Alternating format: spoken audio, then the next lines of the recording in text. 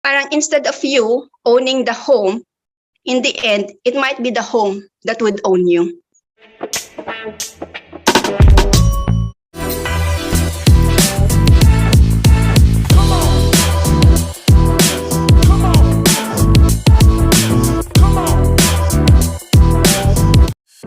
We are using already Rewire for almost 2 years.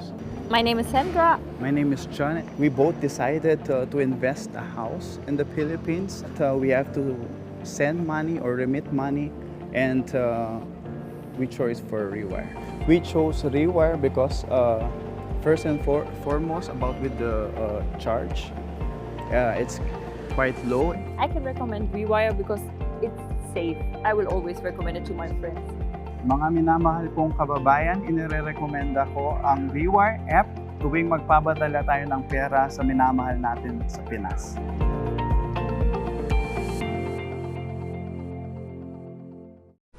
Hello, Manong George here. Welcome to our channel. And today we have a very special guest.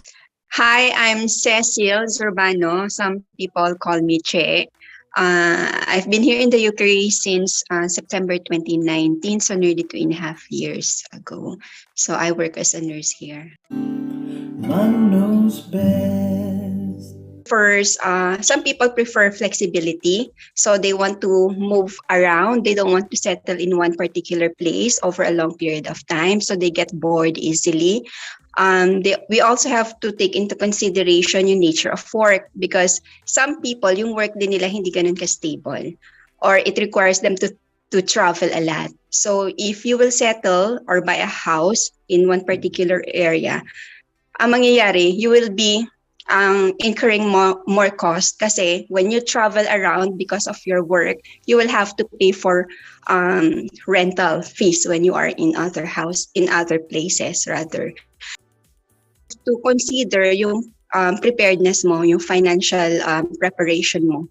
So not because yung friend mo kumuha ng mortgage, kukuha ka na rin kasi sayang yung pera natatapon lang. Yun yung common belief ng marami. Kailangan alam mo yung budget mo. So if you have the budget for the down payment, it doesn't end there because it entails other costs like closing costs.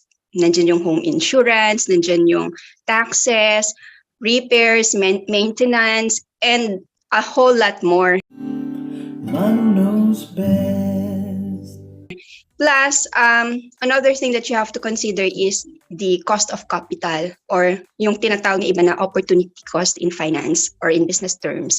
So let's say if you are someone who are more inclined towards other forms of investment, mas nandun yung iyong forte or expertise, and mas mabilis mong mapa-appreciate yung capital mo through investing in other forms. So tingnan mo, say you have like 50,000 pounds available cash na pwede mo na sanang ipang down payment for a house. Pag bibili ka ng house, naisip mo you have a business and you are very passionate about this thing, and you can really grow the business like in 2 to 5 years. Ganon siguro yung conviction mo. You've done your financial analysis, your feasibility study.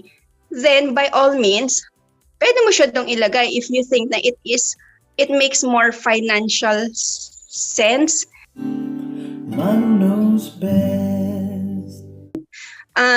Bottom line lang talaga lagi, don't be pressured. Don't be pressured.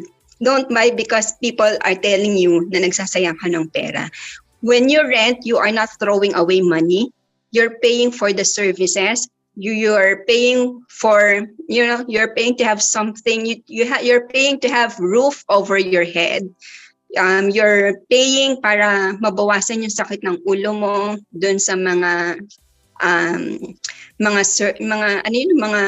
unexpected na mga expenses, like nasira yung ganito, may kailangan ayusin na ganito.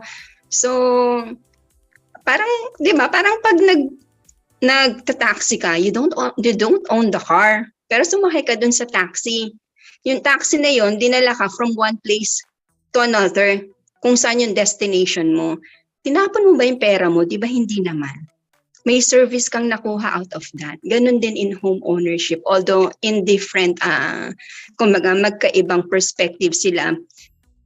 So nakita ko doon, so nag-research ako, like nagpunta ako ng Zoopla, tinignan ko yung particular house, like in our place in Lancaster, there's a flat for sale, £160,000. So the down payment usually is 20%.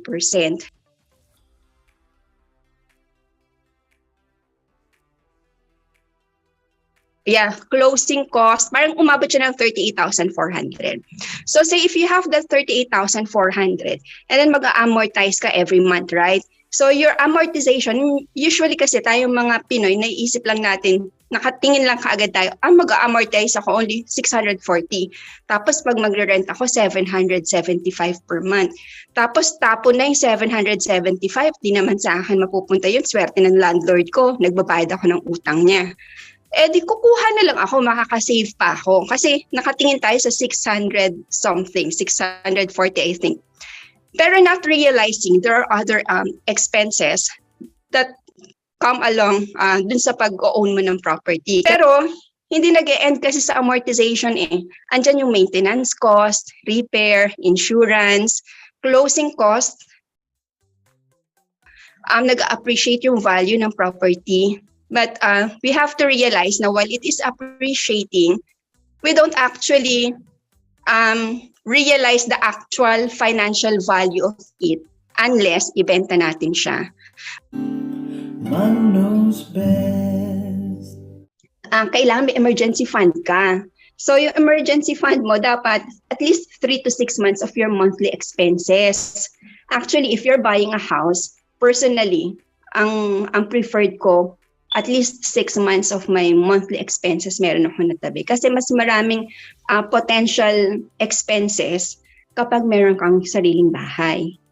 And also, before buying a house, check kung ano yung mga government support na pwedeng ibigay sa'yo ng UK, like yung mga for home, first-time home buyers, merong mga LISA, merong affordable home na parang 20% yata yung discount ng value ng property pag binili mo siya.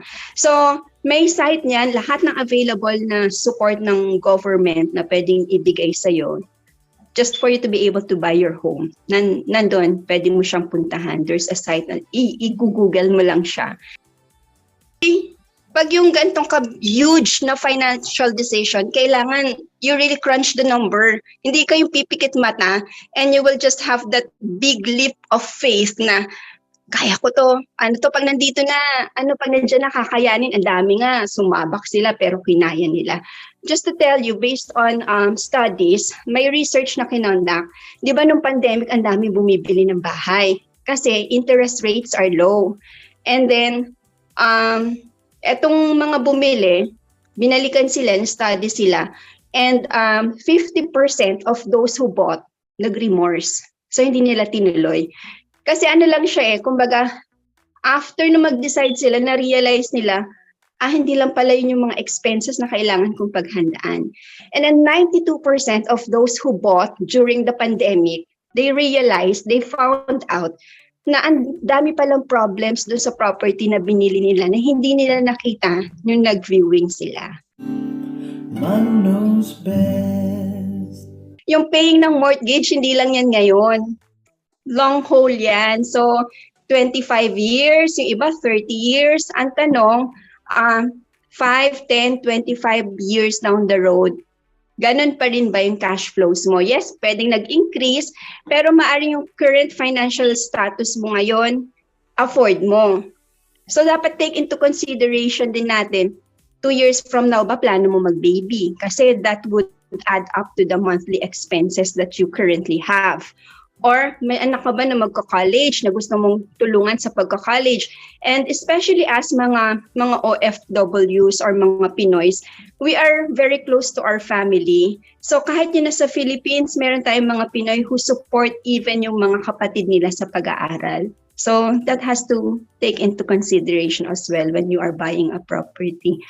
So Also, dapat alam din natin na while the property value increases over time, it could also decrease in value. Just like during the financial crisis, nung may housing bubble, di ba ang dami mga properties na biglang bumagsak yung value ng property nila. Kaya hindi nila ma-refinance kasi lugi sila. Man knows best. So, gaya na sabi ko, while merong mga disadvantages, meron din namang advantages ang home ownership. So, isa sa mga advantages nito is yung property appreciation na mention ko rin kanina. Ang maganda kasi sa home ownership, unlike if you will, let's say for example, bibili ka mag-invest ka into sa stocks. Let's say you have 30,000. Invest mo siya kunyari sa stocks, sabihin mo. Yung appreciation nun based sa 30,000 mo. But if you buy a property, you gave your down payment that is part of your equity 30,000. The appreciation is not limited to 30,000. It's based on the price of the property. So if the price of the property is 160,000, then it will appreciate based on 160,000. So hindi siya dun sa 30,000 mo lang. So parang 'di ba, ang laki ng difference na pwedeng iakyat ng value ng property based doon sa cash out mo. So, next is 'di ba na-mention ko there are other ways para ma-cash mo yung benefit mo doon sa appreciation ng property mo without really selling the property. One way of that is, let's say, nag-appreciate yung value ng property mo and then may naisip kang business, you can actually borrow money from your equity. And you also lock in the price of the property when you buy. Let's say ngayon ka bumili, that example na 160,000, in-start mo na siya, na-close na doon, deal na, it's 160,000. When the property appreciates in value, tapos hindi ka kunyari ngayon nakabili at saka ka pala bibili, by then, mahal na yung property. So that's what I mean na na-lock in mo yung price today. So, another is the pride and joy of home ownership. Iba kasi yung parang feeling mo, I have my own kingdom ko to. I can, parang walang magsasabi sa akin, hindi akin to. This is mine. Although you know, at the back of your head, part of the property is still utang. So, during the beginning, yung early years ng mortgage mo, ang talagang owner nun yung lender mo, yung bank, hindi ikaw. Man knows best. It doesn't mean na I'm discouraging people to buy their property. Actually, talaga maganda ang home ownership.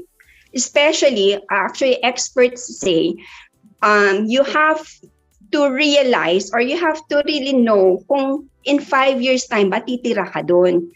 So, if in more than 5 years, titira ka dun sa property, okay, bilhin mo siya. But if you think you're not gonna live in the property in 5 years, then don't buy it.